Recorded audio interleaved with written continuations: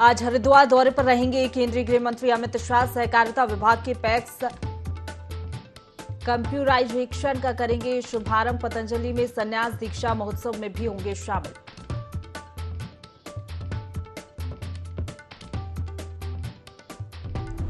दो दिवसीय दौरे पर उत्तराखंड पहुंचे केंद्रीय स्वास्थ्य मंत्री मनसुख मंडाविया। आज मलारी में रहेगा प्रवास। वाइब्रेंट विलेज प्रोग्राम की करेंगे समीक्षा।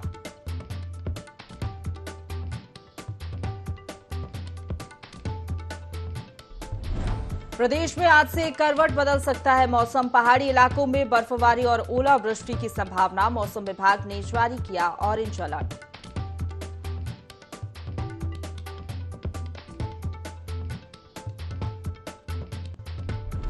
चैत्र नवरात्रि का अंतिम दिन आज जोशीमठ के मंदिरों में हुई मां सिद्धिदात्री की पूजा अर्चना। महानवमी पर मंदिरों में लगा भक्तों का तांता।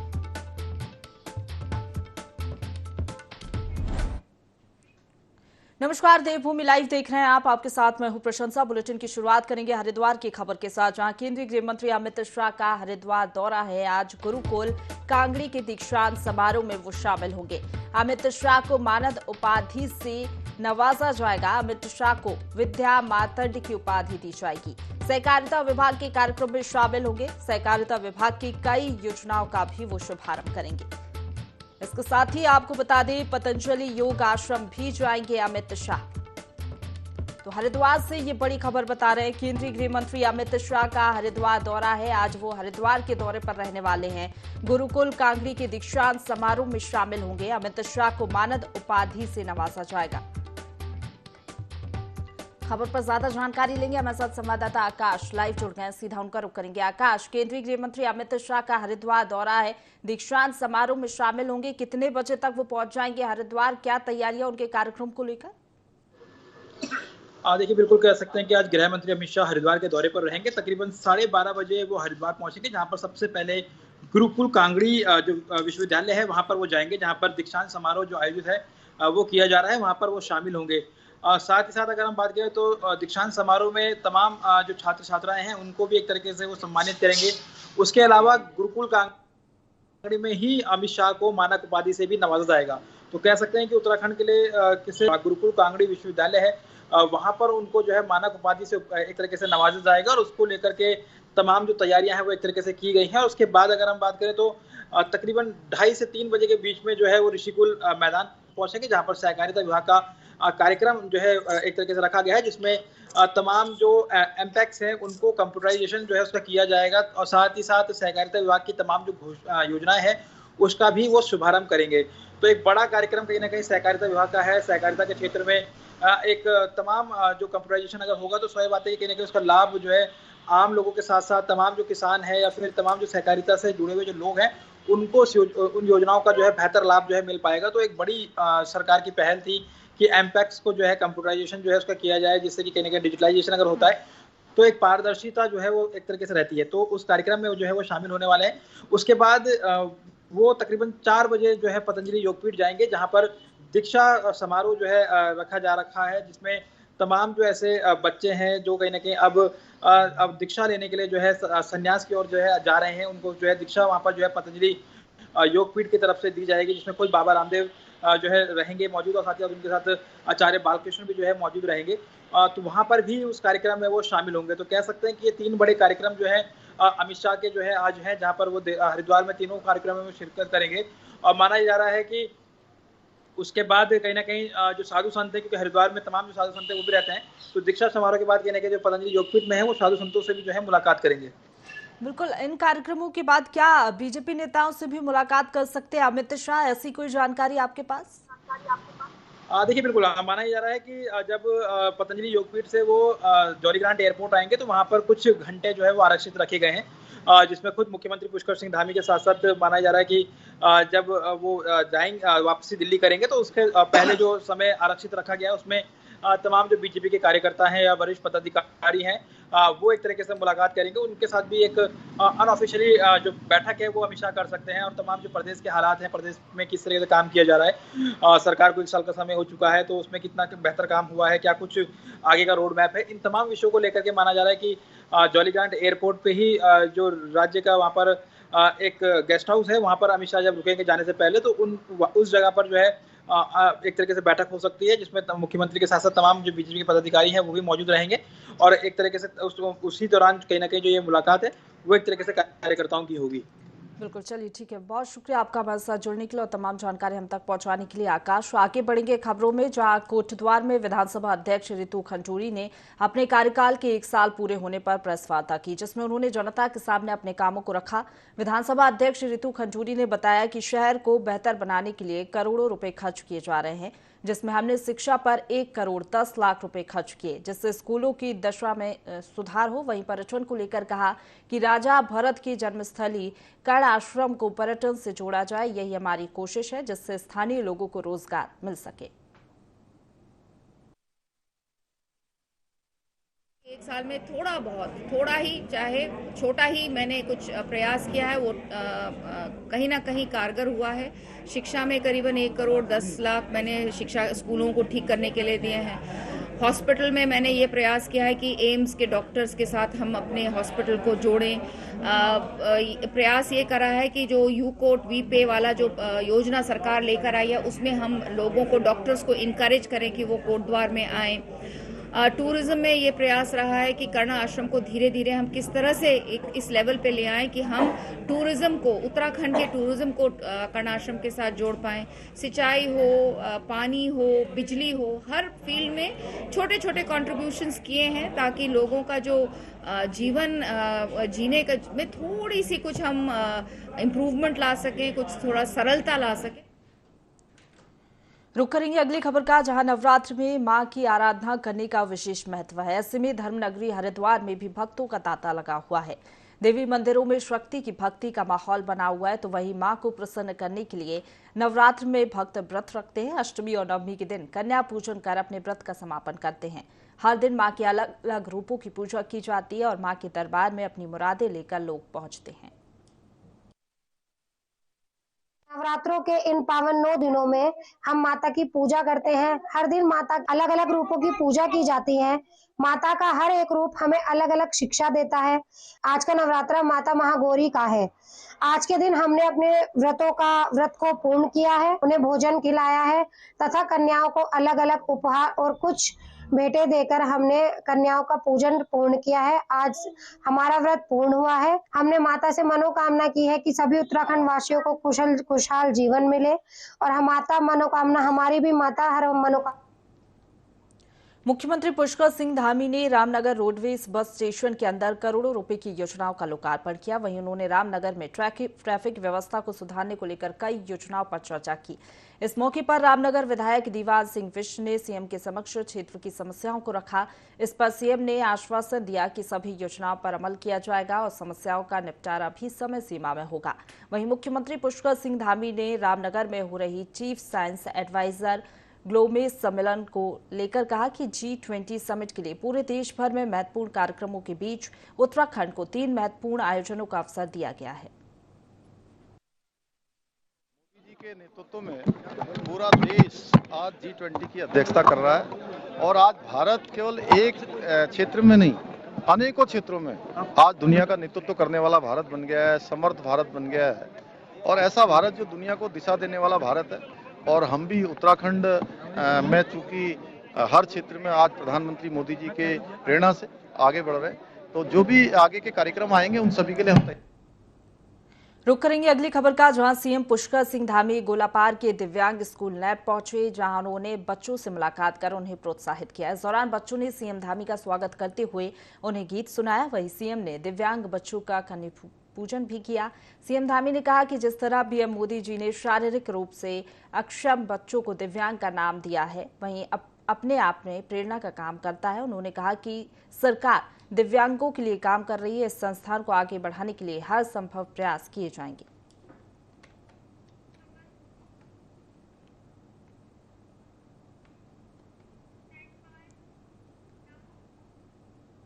आगे बढ़ेंगे। उधम सिंह नगर के खटीमा में कांग्रेस ने राहुल गांधी की सदस्यता रद्द किए जाने के विरोध में प्रदर्शन कर नारेबाजी की।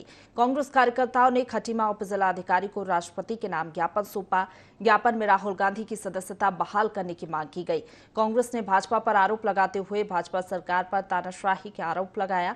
राहुल गांधी ने संसद में सरकार के गलत कामों और जनता की आवाज को उठाया, इसलिए उनकी सदस्यता को रद्द कर दिया गया। ये कांग्रेस ने आरोप बीजेपी पर लगाए हैं।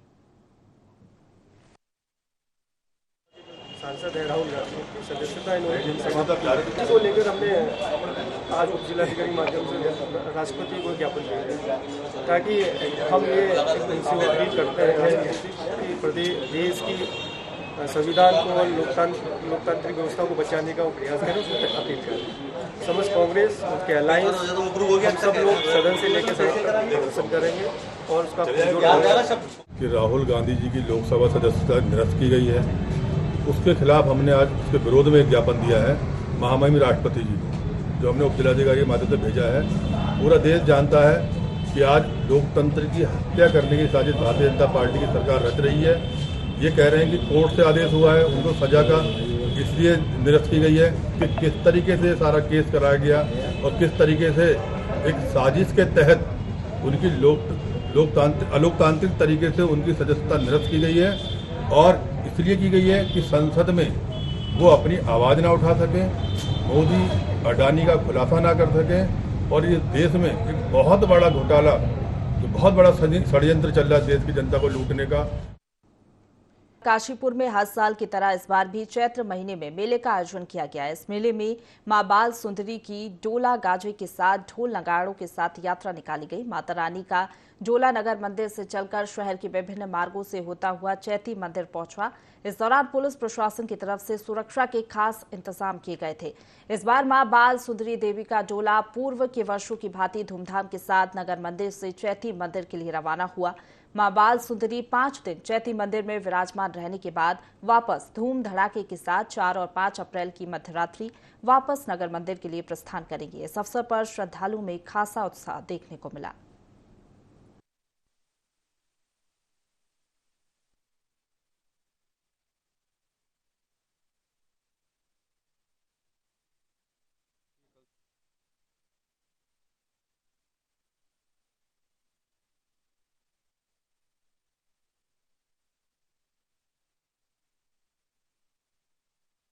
बारह बजे तक मां नगर मंदिर में दर्शनों के लिए सुलभ थी।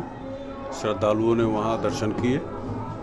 उसके बाद 12 बजे कलश स्थापना होकर हवन पूजन हुआ। 3 बजे नगर मंदिर से मां का डोला चैती मंदिर के लिए प्रस्थान किया और लगभग 4:15 पे मां यहां अपने स्थान पर विराजमान हो गई हैं। देखिए, मां यहां चतुर्दशी तक विराजमान रहेंगी और चतुर्दशी की मध्यरात्रि में इसी प्रकार पूजन होकर मां लगभग 3 बजे यहाँ से प्रस्थान करेंगी नगर मंदिर के लिए।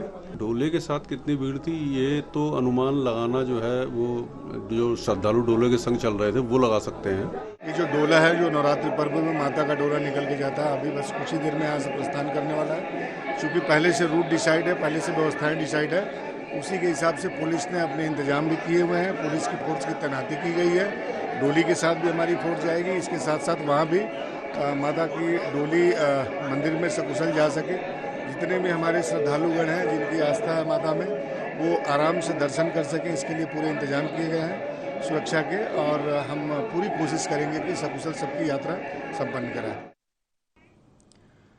रुक करेंगे अगली खबर का, जहां जनपद उधम सिंह नगर के जसपुर में पुलिस की नशे के खिलाफ बड़ी कार्रवाई देखने को मिली। चेकिंग के दौरान पुलिस ने 2 आरोपियों को गिरफ्तार किया, जिनके कब्जे से 18.6 ग्राम स्मैक बरामद की गई। दोनों आरोपी जसपुर चांद मस्जिद के निवासी हैं।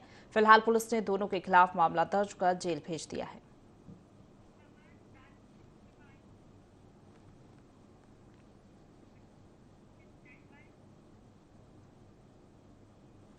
अब रुक करेंगे हरिद्वार का, जहां राज्य लोक सेवा आयोग की पटवारी और AE-JE भर्ती परीक्षाओं के पेपर लीक पर युवाओं के भविष्य से खिलवाड़ करने वाले नकल माफिया पर शिकंजा कस दिया गया है।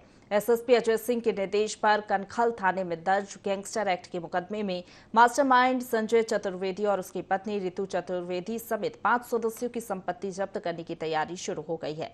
गैंग के इन 5 सदस्यों की संपत्ति का मूल्यांकन करते हुए जिला अधिकारी को रिपोर्ट भी भेज दी गई है। इस कमीशन से संबंधित 2 परीक्षा प्रश्न पत्र लीक मैटर में, जो पटवारी परीक्षा थी, एजे परीक्षा लीक मैटर में, इसमें विवेचना एसआईटी हरिद्वार द्वारा की जा रही थी, जिसमें जो 36 अभियुक्त इसमें आइडेंटिफाइड हुए थे, जो जेल में अरेस्ट हुए थे और जेल भेजे गए थे। इसमें कुछ पर जो है हमने करीब 22 लोगों पर इसमें गैंगस्टर एक्ट लगाई थी, जिसमें संजीव चतुर्वेदी जो वहाँ के कर्मचारी भी था और साथ ही साथ उसके गैंग के जो कुछ सक्रिय सदस्य थे जो परीक्षा लीक मैटर में जुड़े हुए थे, उन पर गैंगस्टर एक्ट की कार्रवाई की गई थी। 14(1) के तहत उनकी कुछ संदिग्ध प्रॉपर्टी जो उनके परिजन या उसके नाम पर थी, साथ ही साथ इसमें कैश भी जो बरामद हुआ था वो सभी को चिन्हित करते हुए 72,60,000 की संपत्ति जो है 5 जो इसमें अभियुक्त थे नकल माफिया जो चेन में शामिल थे, उनके संपत्तियों को कुर्क करने के लिए जो है जिलाधिकारी महोदय को रिपोर्ट भेजी गई है। इसमें जो साक्ष्य हमने एकत्र किए हैं उसके आधार पर शीघ्र ही संपत्ति कुर्क होने की और थराली में कांग्रेस नेता मनीष खंजूरी ने विकासखंड क्षेत्र में जनसंपर्क किया, जहां कांग्रेस कार्यकर्ताओं ने उनका स्वागत किया। खंजूरी के साथ कांग्रेस कार्यकर्ता नारेबाजी करते हुए पैदल निकले। मनीष खंजूरी ने सरकार को आड़े हाथों लेते हुए कहा कि सरकार में लगातार भर्ती घोटाले और पेपर लीक के मामले सामने आए हैं। बेरोजगार युवक सड़कों पर लाठी खा रहे हैं। सरकार राहुल गांधी की भारत जोड़ो यात्रा से घबराई हुई है। सदन में राहुल गांधी के सवालों का जवाब नहीं दे पा रही और राहुल गांधी की लोकसभा सदस्यता समाप्त कर दी गई है। कार्यक्रम तो था ही है, पर जो ऊर्जा थी, जिस तरीके से लोग शामिल हुए, जुड़ रहे हैं, उससे साफ पता चल रहा है कि कांग्रेस में भी बहुत ऊर्जा है, इलेक्ट्रिक करंट है।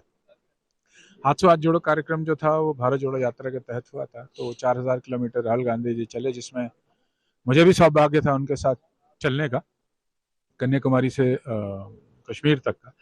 तो उसके जो हमारी सीख थी, जो त्रस्त है लोग हर जगह पे, हर राज्य में त्रस्त हैं, विवाद हर राज्य में है, बेरोजगारी बढ़ती जा रही है हर राज्य में, जिस तरह से अन्याय जो महिलाओं के खिलाफ जहाँ अंकिता भंडारी है या फिर यहाँ पे जो अग्निवीर है, वो उससे बहुत लोग त्रस्त हैं। करप्शन, चीटिंग, हमारी शिक्षा का सिस्टम जो है वो खराब हो रहा है। तो वो मैसेज लेके हम गाँव-गाँव जा रहे हैं। माननीय राहुल गांधी जी जिस उद्देश्य को लेकर के 3750 किलोमीटर की यात्रा जिन्होंने की है भारत जोड़ो यात्रा के माध्यम से, उस संदेश को गांव-गांव तक पहुंचाने के लिए, जन-जन तक पहुंचाने के लिए, चाहे वो महंगाई का मामला हो, चाहे बेरोजगारी का मामला हो, चाहे वो देश में आज जो नक्सली हिंसा, नफरत माहौल जो बनाया जा रहा है, अग्निवीर का प्रकरण है, तमाम मुद्दों को लेकर के राहुल गांधी जी की यात्रा का जो संदेश है, उस संदेश तो गांव-गांव तक कैसे पहुंचाएं, इसलिए हाथ से हाथ जोड़ो कार्यक्रम हमारा सब पूरे जिले के अंदर हमारा चल रहा है।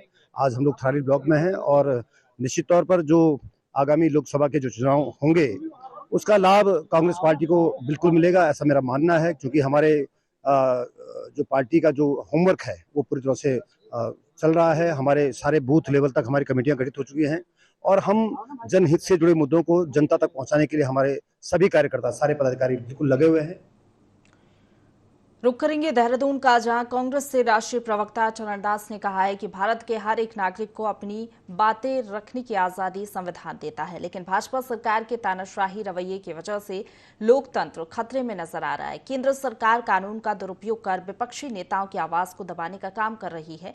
चरणदास ने प्रेस कॉन्फ्रेंस में कहा कि केंद्र सरकार तानाशाही पर उतर आई है। उन्होंने आगे कहा कि बेरोजगारी तेजी से बढ़ रही है और सरकार 20 करोड़ रोजगारों को खत्म कर चुकी है।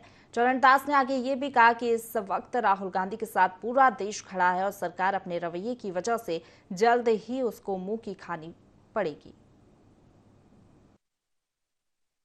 जो 4000 लगभग किलोमीटर की 4.5 महीना का पदयात्रा से ये शुरू होता है और आज भी ये लड़ाई हाथ से हाथ जोड़ो होता है और आज ये का एक प्रेस वार्ता उस दिशा पर एक बहुत बड़ा महत्वपूर्ण कदम है। एडवोकेट विकेश सिंह नेगी ने प्रेस वार्ता करते हुए देहरादून महापौर पर आरोप लगाए हैं। नेगी का आरोप है कि महापौर सुनील उनियाल ने अपने पद का दुरुपयोग किया है। महापौर रहते हुए सुनील उनियाल ने आय से अधिक संपत्ति जुटाई है। आगे एडवोकेट नेगी का कहना है कि जिस तरह से मेयर की संपत्ति पिछले 4 साल में बढ़ी है वह आश्चर्यजनक है। इन सभी आरोपों का खंडन करते हुए महापौर सुनील उनियाल का कहना है कि वो 5 साल की उम्र से काम कर रहे हैं। पान का ठेला लगाने से महापौर तक का सफर तय किया है। जिस संपत्ति की बात हो रही है वो उन्होंने महापौर बनने से पहले बनाई थी। जो 2017 से पहले जो मैंने चुनाव लड़ा है, उससे पहले जो मैंने संपत्तियां अपनी दिखाई थी, अधिकतर संपत्तियां मैंने वो बेच दी, एक आध को छोड़ के। उन संपत्ति के बदले मैंने ये संपत्ति ले ली अब संपत्ति के रेट बढ़ रहे हैं तो सबके बढ़ रहे हैं, कोई मेरे तो बढ़े नहीं, है ना। और ये मेरा कोई ये नहीं है कि आज मैं मेयर बना हूँ तो मैंने संपत्तियाँ इकट्ठी करी है, मेरे पहले से ही संपत्तियाँ हैं भैया। जितनी मैंने संपत्तियाँ जोड़ी हैं वो मैंने सब आरटीआई में, मैंने अपनी इनकम टैक्स भरता हूँ, ये तभी तो आपको मिली है। वो अगर मैं छिपाता तो कहाँ से आपको मिलती। जो मेरे कुछ मित्रों ने ये निकाली हैं, मैंने सारी संपत्ति अपनी घोषित कर रखी है, कोई अवैध संपत्ति नहीं है, कोई अघोषित संपत्ति नहीं है, सारी बेनामी, कोई मेरे पास बेनामी संपत्ति नहीं है। जितनी संपत्ति है उसका टैक्स देता हूँ। चुनाव के टाइम पे इन्होंने केवल 4 संपत्तियां बताई थी। इसके अलावा इन्होंने स्वयं के पास 50,000, पत्नी के पास 25,000 और LIC इन्होंने बताई थी 2 लाख की, और एक पोलो कार और 40 ग्राम सोना बताया था। इसके अलावा इन्होंने बताया था टोटल इनके पास 10 लाख रुपए सालाना है, जिसमें से 1.5 लाख रुपए इनके बच्चों की फीस है, और इनके पास बचत के बाद 8.5 लाख रुपए ईयरली बचते हैं। इसके बाद इन्होंने चुनाव आयोग में एक प्रॉपर्टी अपनी छुपाई थी, जो इन्होंने सितंबर में डिक्लेयर करी थी, ली थी, और इन्होंने जो अक्टूबर में चुनाव आयोग में जो अपना हलफनामा दिया था उसमें उस प्रॉपर्टी का हवाला छुपा दिया था। तो हमने अब चुनाव आयोग को भी लिख के दे रहे हैं कि 177 में इनके ऊपर एक्शन लिया जाए। हमने विजिलेंस को अभी रिटर्न में इनको एप्लीकेशन दे दी है विजिलेंस को, और विजिलेंस अब इसमें कार्रवाई करेगा। जो मेयर का पद है वो लाभ का पद नहीं है, और उन्होंने जो चुनाव आयोग में अपना प्रॉपर्टीज घोषित की थी 2018 में, ये 2018 के बाद ये कम से कम ये जो अभी प्रॉपर्टी आई है ये कम से कम 40 करोड़ से ऊपर की प्रॉपर्टीज आ चुकी हैं। तो ये एंटी करप्शन का क्लियर कट मामला बनता है। मुख्यमंत्री पुष्कर सिंह धामी ने दिव्यांग बच्चों से उनके स्कूल लैब में जाकर मुलाकात की और बच्चों को प्रोत्साहित किया। इस दौरान बच्चों ने भी सीएम के सम्मान में गीत सुनाया। सीएम ने नवरात्रि के मौके पर कन्या पूजन भी किया और उन्हें उपहार दिए। सीएम धामी ने इस मौके पर कहा कि प्रधानमंत्री ने शारीरिक रूप से अक्षम बच्चों को दिव्यांग नाम दिया है, ये अपने आप में प्रेरणा का काम करता है। सीएम ने कहा कि सरकार दिव्यांग बच्चों के लिए काम कर रही है, उसी तरह इस संस्थान को आगे बढ़ाने के लिए सरकार हर संभव प्रयास करेगी।